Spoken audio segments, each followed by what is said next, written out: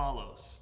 And this is the 34th chapter of Deuteronomy, the 12th verse. It says, Ulchol hayada hazaka, and by all the strong hand, Ulchol hamora gadol, and all of the great awesomeness, Asher asam Moshe, that Moses did, le'enei kol Israel, in front of the eyes of all of Israel. These are the final words of our entire Chumash. The Talmud tells us, the Zera Shimshon quotes, that if the community is suffering, there's a communal suffering going on, a person should not say, let me go into my house, eat my food, drink my water, and spare myself from the suffering. A person should not do so. Rather, a person shall and should partake in the communal suffering and suffer along with them, because we are one nation, we're one people. We cannot have another Yehudi suffering and us not caring about it. We need to care and feel and even suffer along with each and every one. The Talmud says, you know who we learn this from? We learn them from Moses. Really? When? The Jewish people are out to war with Amalek. Did Moses go out to fight? No. He went to the top of the mountain to overlook. You know what he did?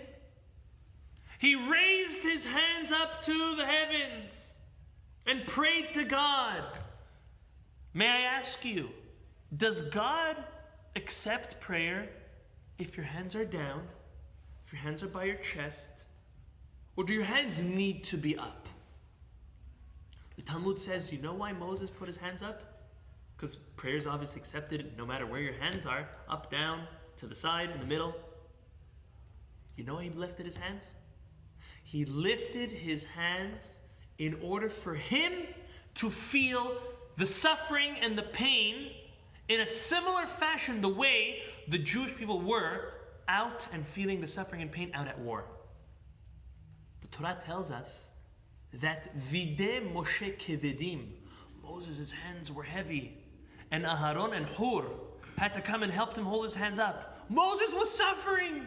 The Torah tells us when Moses' hands were going down, Bnei Israel were getting weaker. And when he raised his hands even higher, Bnei Israel were winning. It was obviously in prayer. But why did Moses raise his hands? He raised his hands in order to feel the suffering, to be part of the communal suffering, the Gemara tells us. And the Gemara goes on and says further, one who suffers with the community, one who feels the pain from every Yehudi, will have the merit of enjoying the final salvation along with the entire community. Specifically, one who feels with the rest. The Zera Shimshon says this is all hinted to at the end of our Torah. The final words. What does it say? Ulchol hayada hazaka. What strong hand are we talking about Moses? We're talking about his strong hands when he raised them. And what are the words, the last words of the last words of the Torah say? Le'enei kol Israel. To the eyes. It was witnessed by all of Bnei Israel. When was that? That was when Moses raised his hands at the top of the mountain, Zera Shimshon says. All of Israel saw that. You know what Moses was doing more than praying? He was teaching them this most important lesson in front of everybody. That when others are suffering, suffer too with them. Feel it with them. Don't go home and say that's their problem and it's not mine. We're one family, we're one body, we're one soul. We are one. When your hand hurts, your whole body hurts. When your pinky hurts, your whole body hurts. It's your concern. When you make all of Klal Yisrael your concern, that's it, you've reached a new level. You've reached a level of being able to accept the salvation, or the redemption, and even the Mashiach along with everyone else. So when the Torah ends off, Ulchol hayada hazaka, and all of Moses' strong hand and everything awesome that he did, it's also alluding to, the Zera Shimshon says, when Moses raised his hands in front of everyone, Le'enei kol Israel, all Bnei Israel saw with their own eyes. Because he taught them this most important lesson.